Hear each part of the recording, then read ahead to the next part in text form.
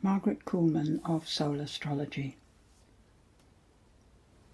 You can see from this new moon chart the very clear pattern. It looks clear, but because so many planets are involved, it's actually quite complicated.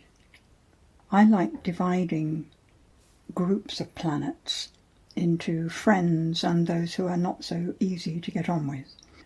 And the squares, the red lines, indicate where there's likely to be some difficulty between the two ends, as if they don't quite understand what each other are for.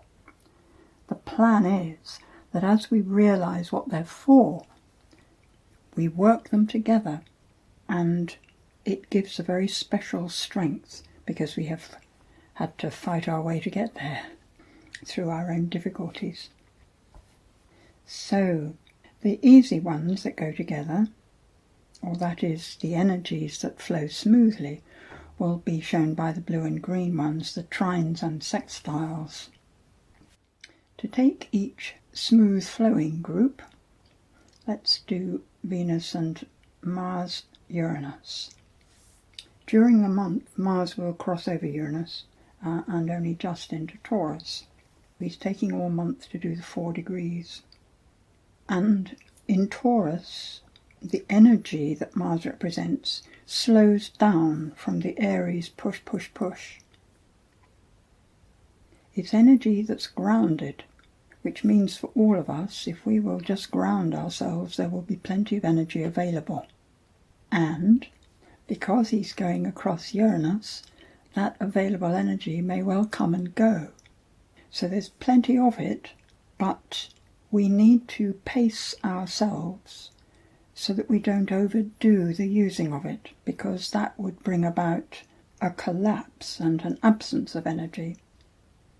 And if you think of the energy of Mars as being within our bodies, our motivation, it's our motivation to action, really. It's a strong, grounded, firm motivation, which I have to say tends to mean fixed. There immediately is a possibility of awkwardness. But it also means that our motivation is towards getting the physicality organised. It's the body first. It's our surroundings reflecting our body's state. So sort out the room you're in, the chair you're sitting on. Sort it out, make it comfortable so that earth energy can flow through you. It's like get your feet on the ground being whatever's level under your feet at the time. But also the earth itself, bare feet on the grass, on the earth, on the stones, the rocks. So the motivation is to get the body functioning in the most naturally healthful way possible. It's towards natural health, the health that all living things have by virtue of coming from Earth. The Uranus, because it's about, hey, let's do it differently, isn't there another way? It's liable to be introducing ideas that are experimental, not tried before. Using vaccines before we've had a few years to see what happens when you use them, and any other experimental way you may have of organising your life. Just trying out something new, something different. The motivation would seem to be freedom, to organise the physical so that you can get on with your life, as it were, have a sense of freedom in your activity. So this is all going on at the Taurus end, and Venus up in Capricorn, trining it, is showing that it's working in terms of our relationships as well. It's as though we are separated from each other, but with a motivation to connect, even if it's only through the internet, which is also Uranus. The Capricorn Venus is taking responsibility for itself and standing clear until the needs are obvious. It's taking care of oneself as a tool to be active in the world. rather than taking care of oneself because one's feeling vulnerable. There's more wisdom and responsibility in it than just feeling vulnerable.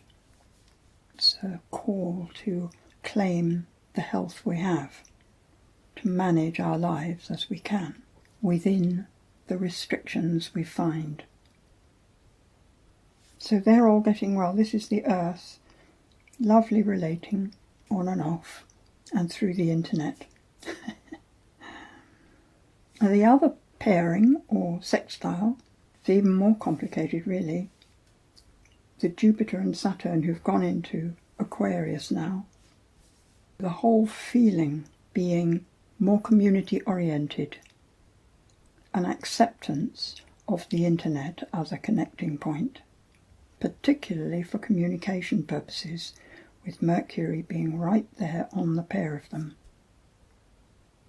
Jupiter holds a space between Mercury and Saturn, which indicates this month is expansive in terms of our thinking and what we're prepared to share. Lots more openness in terms of considering ideas that might have been too heavy to contemplate before. And all this because of a feeling that we are moving towards something different and potentially, therefore, better.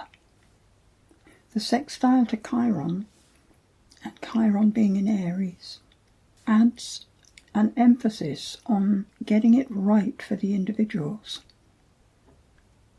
Even though the whole community is a group, it's not a homogeneous group, it's a group of individuals. And you have to take care of all those different viewpoints, outlooks, reaction patterns, health, everything. The individual counts. And when the individual feels not counted, there could be the impatience to get things shifted. And also there's where the vulnerability can so easily be pressed by fear-mongering, by pushing the buttons of guilt, resentment, even rage. One thing Aries does not like is complying with somebody else's setup when they feel not seen as an individual. It's like tying oneself to something which then pulls you this way and that which you would not have gone otherwise. And there's a fear of that happening with Chiron being in Aries, and he's in Aries for a long time. All of this goes together with that sextile. Much more air and fire this time. It's about more the mental side of things, the communication, the words. Whereas the trine is about earthiness, facts actually arriving with each other. And both ends of these are at right angles with both ends. There's the potential for a lot of conflict. The outer planets involved in this, showing up the background conflict across the board, are the Jupiter and Saturn square to Uranus. A slower movement as well. So this is the background force that's in place at present. And when they conflict, you can get a position of the idea of rules put into place, laws. We are making these laws for whatever reason, we hear this said, and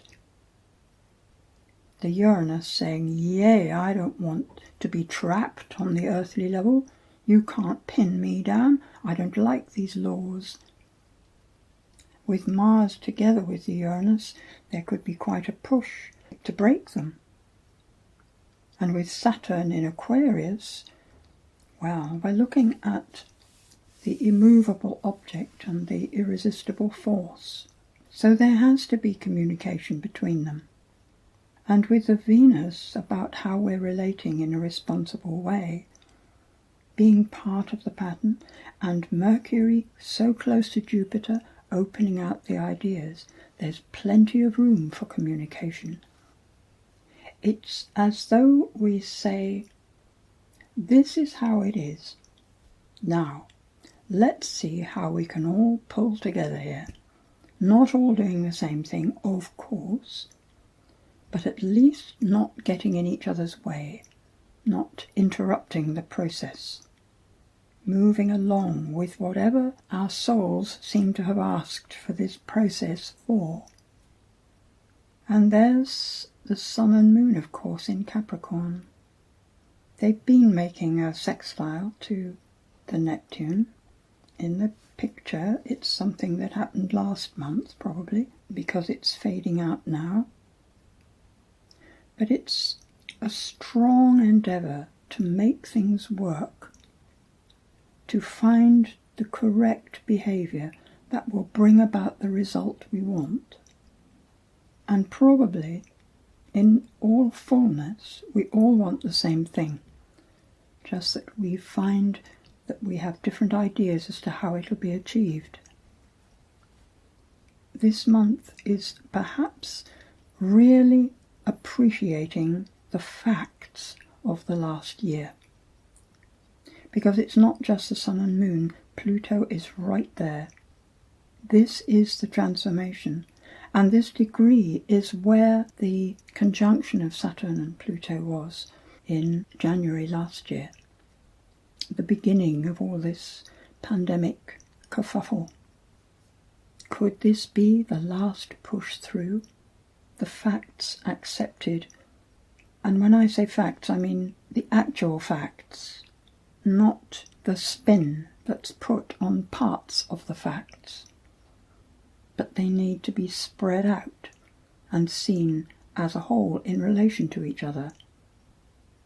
It simply doesn't work to try to understand the whole from one little piece of it. And I also have to say that Neptune is at right angles to the spiritual path. So even if we have all the facts and we look at them, we still may not understand why it's all happening. So this is not about understanding the physical experiences we're having. It's about learning how to be with whatever is. We have to go through the tests ourselves, the tests life gives us, and we have to give the tests time. You can't get the results that are going to be lasting unless you check over time the responses to tests. And life never tests us beyond our capacity. There is always that which we need close at hand, that which we need to thrive.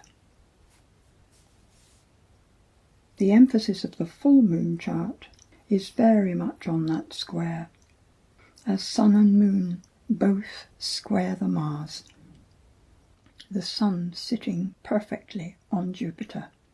Perhaps the latter part of January and early February we find it easier to enjoy what's going on, to be ourselves in spite of restrictions, to open the heart to the new ways that community can be, which involves being aware of and including each person's different view, all the different arguments and opinions and possibilities, all on the table, as Sun and Jupiter, and Saturn particularly, sextile the Chiron, as the moon trines it. So let's use this month to see where it is that our behaviours or opinions get in the way of our own personal thriving. Let go of that stuff. We don't need it. We are already all that we can be. We just don't own up to it. Let's watch what happens this month and remain in charge of our own selves, where no one else has authority.